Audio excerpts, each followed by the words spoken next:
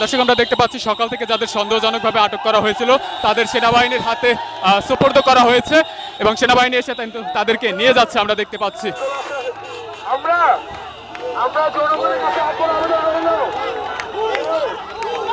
আমরা প্রত্যেকটা গাড়িতে দেখতে পাচ্ছি এইসব লোকদের কিন্তু সেনাবাহিনী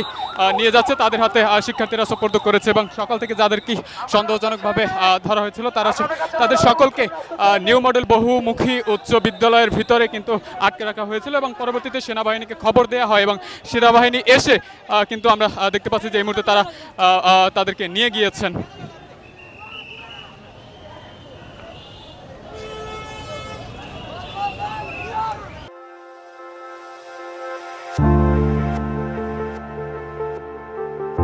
তারা সবাই ছিল আওয়ামী লীগের দলের লোক, তারা নেতাগোতা তারা ছিল, তারা চাইছিল যে তার 15ই আগস্ট যেটা সেটা পালন করা উদযাপন করাতে তারা এখানে আসতে চাইছিল এবং এই রাস্তা আমাদের ব্লক করতে ছিল। আমরা যার কারণে আমরা শিক্ষার্থী যখন আমরা নিউজ পাই তারা এই মুহূর্তে এই রাস্তা দখল করবে তখন আমরা সবাই মাঠে নামি এবং আমরা এখানে সবাই মিলে সবাই জনতা হিসেবে আমরা একজোট হই এবং তাদেরকে আমরা সেনাবাহিনীর আয়ত্তে তুলে দিই।